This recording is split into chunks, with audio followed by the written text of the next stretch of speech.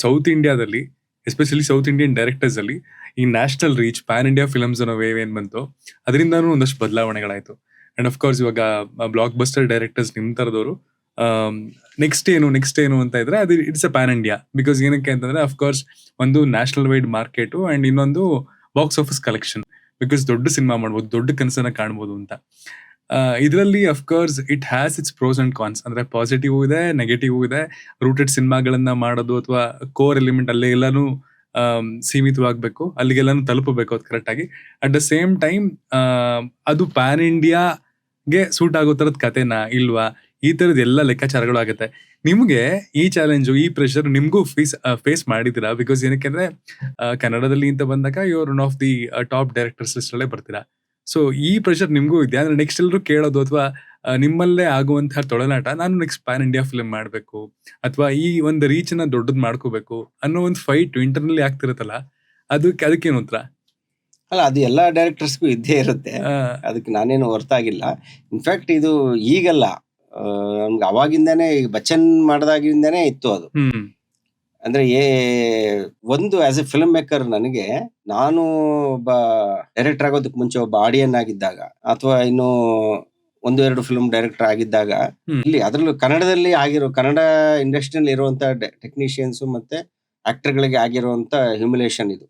ಒಂದ್ ಏನ್ ಹ್ಯೂಮಿಲೇಟ್ ಆಗ್ತಾ ಇತ್ತು ಅಂದಾಗ, ನಮ್ದು ಯಾವ್ದೋ ಒಂದು ಫಿಲ್ಮ್ ರಿಲೀಸ್ ಆಗ್ತಾ ಇದೆ ಅಂದಾಗ ಅದನ್ನಕ್ಕಿಂತ ದೊಡ್ಡದು ಯಾವ್ದೋ ಒಂದು ಬೇರೆ ಲ್ಯಾಂಗ್ವೇಜ್ ಒಂದು ದೊಡ್ಡ ಸಿನಿಮಾ ಬರ್ತಾ ಇದೆ ಅಂದ್ರೆ ಅದಕ್ಕೆ ಜಾಸ್ತಿ ಸ್ಕ್ರೀನ್ಸು, ಅದಕ್ಕೆ ಜಾಸ್ತಿ ಮೈಲೇಜು ಇದೆಲ್ಲ ಸಿಗ್ತಾ ಇದ್ದಾಗ, ನಮ್ ಸ್ಟೇಟ್ ಅಲ್ಲಿ ನಮ್ ಸಿನಿಮಾಗಳಿಗಿನ್ನ ಆ ಸಿನಿಮಾಗಳಿಗೆ ಜಾಸ್ತಿ ಬೆಲೆ ಜಾಸ್ತಿ ಇದೆಯಲ್ಲ, ಇದನ್ನ ಹೆಂಗಾದ್ರೂ ನಾವು ಓವರ್ಕಮ್ ಮಾಡ್ಬೇಕು.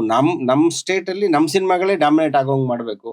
ಆಮೇಲೆ ನನ್ನದೇ ಆದ ನನ್ನ ಭಾಷೆನಲ್ಲಿ ನಾನು ಸಿನಿಮಾ ಮಾಡಿ ಅದು ಎಲ್ಲಾ ಕಡೆಗೂ ಹೋಗೋಂಗ್ ಆಗ್ಬೇಕು. ಈ ತರ ಫಿಲ್ಮ್ ಮಾಡ್ಬೇಕು ಅನ್ನೋದು ನನಗೂ ಆಸೆ ಇತ್ತು. ಯಾಕಂದ್ರೆ ನನ್ನ ಟೈಮಲ್ಲಿ ನಾನು ನೋಡ್ತಾ ಇದ್ದಿದ್ದು ಯಾರು ಫಿಲ್ಮ್ಸ್ ಅನ್ನ, ಮಣಿರತ್ನಂ ಫಿಲಂ ನೋಡ್ತಾ ಇದ್ದೆ. ಮಣಿರತ್ನಂ ಒಂದು ತಮಿಳಲ್ಲಿ ಒಂದು ಫಿಲಂ ಮಾಡೋರು, ದೇಶ ತುಂಬಾ ಸುದ್ದಿ ಆಗೋದು. ಶಂಕರ್ ತಮಿಳಲ್ಲಿ ಫಿಲಂ ಮಾಡೋರು, ದೇಶ ತುಂಬಾ ಸುದ್ದಿ ಆಗೋದು.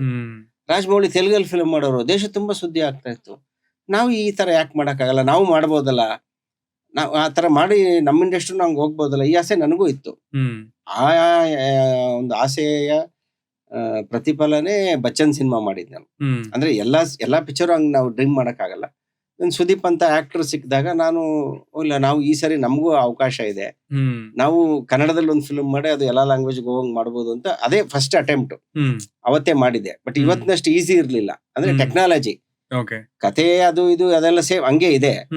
ಬಟ್ ಅವತ್ತಿಗೆ ನಾವು ಸೈಮಲ್ಟೇನಿಯಸ್ ಆಗಿ ಎಂಟೈರ್ ಇಂಡಿಯಾ ಸಿನಿಮಾ ರಿಲೀಸ್ ಮಾಡೋದು ತುಂಬಾ ಟಫ್ ಇತ್ತು.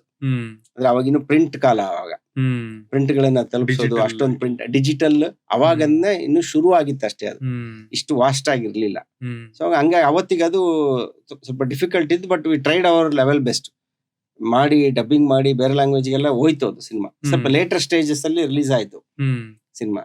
ಅದಾದ್ಮೇಲೆ ಮತ್ತೆ ನಾನು ಕೇಮ್ ಬ್ಯಾಕ್. ಅಂದ್ರೆ ಮತ್ತೆ ಆ ತರದೊಂದು ಸ್ಟಾರ್ ಆಗ್ಲಿ ಅಥವಾ ಆ ತರದೊಂದು ದೊಡ್ಡ ಕ್ಯಾನ್ವಾಸ್ ನ ಕಥೆ ಆಗ್ಲಿ ಇರ್ಲಿಲ್ಲ ನನ್ನ ಹತ್ರ. ಸೊ ನನ್ನ ಹತ್ರ ಏನಿತ್ತು ಅದನ್ನ ಮಾಡ್ಕೊಂಡೇ ಬಂದೆ. ಮತ್ತೆ ಆ ತರದೊಂದು ಪ್ಯಾನ್ ಇಂಡಿಯಾ ಅದು ಇದು ಇದೆಲ್ಲ ಮಾಡೋ ಕನ್ಸ್ ಕಾಣ್ಬೋದು.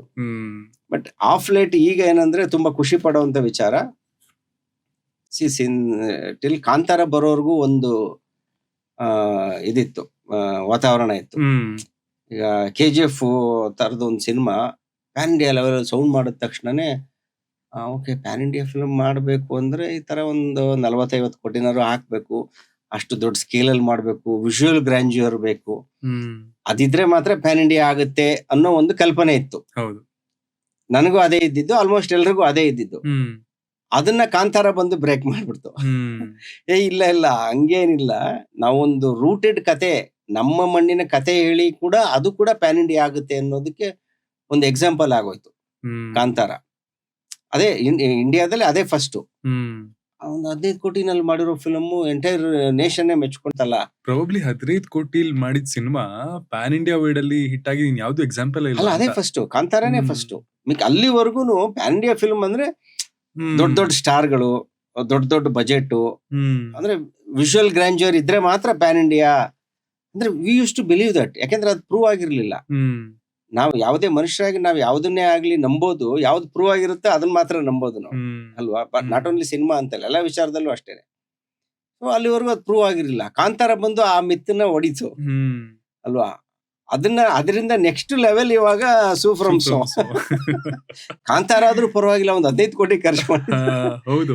ಆಮೇಲೆ ಅದರಲ್ಲಿ ವಿಜುವಲ್ ಗ್ರ್ಯಾಂಡ್ಯೂರ್ ಇತ್ತು. ಮೇ ಬಿ ಈಗ KGF ಅಲ್ಲಿ ಇದ್ದಷ್ಟು ಗ್ರ್ಯಾಂಡ್ ಸ್ಕೇಲ್ ಸೆಟ್ಸ್ ಅದು ಇದು ಅವೆಲ್ಲ ಏನಿಲ್ಲ ಅಂತಂದ್ರು visually it was stunning, grand ಆಗೇ ಇತ್ತು. ಮೇಕಿಂಗ್ ಎಲ್ಲ ಗ್ರ್ಯಾಂಡ್ ಆಗೇ ಇತ್ತು, ಸ್ಕೇಲ್ ಚೆನ್ನಾಗಿತ್ತು. ಆಮೇಲೆ ಪ್ರಮೋಷನ್ ಚೆನ್ನಾಗೇ ಮಾಡಿದ್ರು ಅಂದ್ರೆ. ಬಟ್ ಅದೆಲ್ಲ ಏನು ಇಲ್ದಲೇನೆ, ಯಾರು ಅಂತಾನೆ ಗೊತ್ತಿಲ್ದಲೇ ಇರೋ, ಆಕ್ಚುಲಿ ಪೋಸ್ಟರ್ ಅಲ್ಲಿ ಆರ್ಟಿಸ್ಟ್ ಯಾರು ಅಂತಾನು ಕಾಣಿಸ್ತಾ ಇಲ್ಲ ಅಲ್ಲ. ಆ ತರದ ಒಂದು ಕಂಟೆಂಟೇ ಸ್ಟ್ರಾಂಗ್ ಕಂಟೆಂಟ್ ಇರುವಂತ ಒಂದು ಫಿಲ್ಮ್ ಕೂಡ ಪ್ಯಾನ್ ಇಂಡಿಯಾ ಲೆವೆಲ್ ಹೋಗುತ್ತೆ ಅನ್ನೋದನ್ನ ಸೂಫ್ರಮ್ಸ್ ಪ್ರೂವ್ ಮಾಡಿದೆ ಇವಾಗ. ಸಬ್ಸ್ಟೆನ್ಸ್ ಓವರ್ ಸ್ಟೈಲ್ ಅಂತಾರಲ್ಲ, ಅಷ್ಟೇ. ಸೊ ಅದು ಅಂದ್ರೆ ವೆರಿ ಗುಡ್ ಆಕ್ಚುಲಿ. ಅಂದ್ರೆ ಎಲ್ಲಾ ಮಿತ್ಗಳು ಬ್ರೇಕ್ ಆಗೋಯ್ತು. ಅಲ್ಟಿಮೇಟ್ ಕಂಟೆಂಟೇ ಕಿಂಗ್ ಅನ್ನೋದನ್ನ ಮತ್ತೆ ಪ್ರೂವ್ ಮಾಡ್ತಾ ಇದೆ. ಒಂದಷ್ಟು ದಿನ ಮರ್ತೋಗ್ಬಿಟ್ಟಿತ್ತು ಆನೆಸ್ಟ್ಲಿ.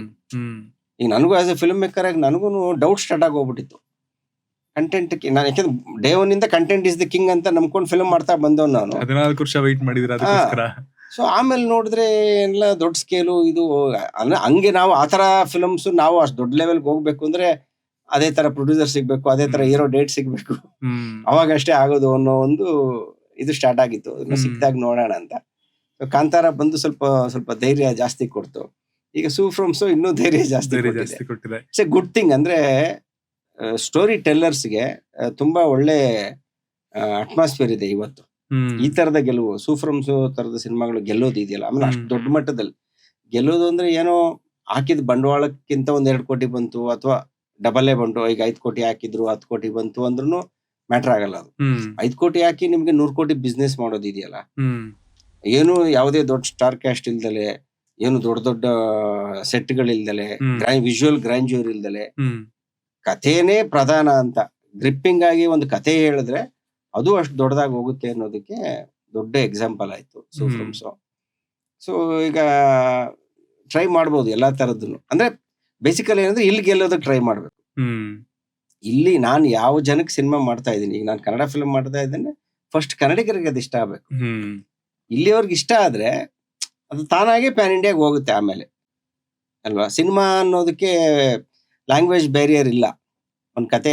ಒಂದು ಸಿನಿಮಾ ಚೆನ್ನಾಗಿದೆ ಅನ್ಸಿದ್ರೆ ಅದು ಕನ್ನಡದಲ್ಲೂ ಚೆನ್ನಾಗಿದೆ ಅನ್ಸುತ್ತೆ, ತೆಲುಗಲ್ಲೂ ಚೆನ್ನಾಗಿದೆ ಅನ್ಸುತ್ತೆ, ತಮಿಳಲ್ಲೂ ಚೆನ್ನಾಗಿದೆ ಅನ್ಸುತ್ತೆ, ಅಲ್ವಾ?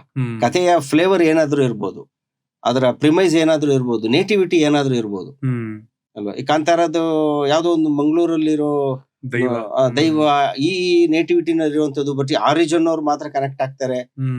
ಆತರ ಆಗ್ಲಿಲ್ವಲ್ಲ. ಅದ್ರ ಕೋರ್ ಎಮೋಷನ್ ಬಂದು ನಮ್ ಎಲ್ರೂ ಒಳಗಡೆ ಇರುವಂತದ್ದು. ದೈವಾರಾಧನೆ ಅನ್ನೋದು ಪ್ರತಿಯೊಬ್ಬ ದೇವರನ್ನ ನಮ್ಮ ಪ್ರತಿಯೊಬ್ಬ ಮನುಷ್ಯನ ಒಳಗಡೆ ಇರುವಂತ ನಂಬಿಕೆ. ಅದು ಅದೇ ಕೋರ್ ಎಲಿಮೆಂಟ್. ಆ ನಂಬಿಕೆನ ನೀವು ಯಾವ ರೂಪದಲ್ಲಿ ಯಾವುದೇ ಇದ್ರಲ್ಲಿ ತೋರಿಸಿ, ಪ್ರಿಮೈಸ್ ಚೇಂಜ್ ಆಗ್ಬೋದು, ನೇಟಿವಿಟಿ ಚೇಂಜ್ ಆಗ್ಬೋದು, ಆದ್ರೆ ಎಮೋಷನ್ ಸೇಮ್ ತಾನೆ. ಹೌದು. ಮಂಗಳೂರಲ್ಲಿ ಇರೋ ದೈವನು ಅದೇನೆ, ಅಲ್ಲೆಲ್ಲೋ ನೀವು ಬಿಹಾರ್ಗೆ ಹೋದ್ರೆ ಅಲ್ಲಿರೋದು ಅದೇ ದೇವ್ರು ಅದೇ ಅಲ್ವಾ? ಆಚರಣೆಗಳು ಬೇರೆ ಬೇರೆ ಇರುತ್ತೆ, ಆದ್ರೆ ಎಮೋಷನ್ ಸೇಮ್ ಅಲ್ವಾ? ಸೊ ಆ ತರದ ಕಾಮನ್ ಎಮೋಷನ್ ಇರುವಂತ ಯಾವುದೇ ಕಥೆ ಆದ್ರೂ ಪ್ಯಾನ್ ಇಂಡಿಯಾ ಆಗುತ್ತೆ ಅನ್ನೋದು ಕಾಂತಾರದಿಂದ ಪ್ರೂವ್ ಆಯ್ತು. ಈಗ ಸೂಫ್ರಮ್ಸ್ ಇಂದನೂ ಪ್ರೂವ್ ಆಯ್ತು.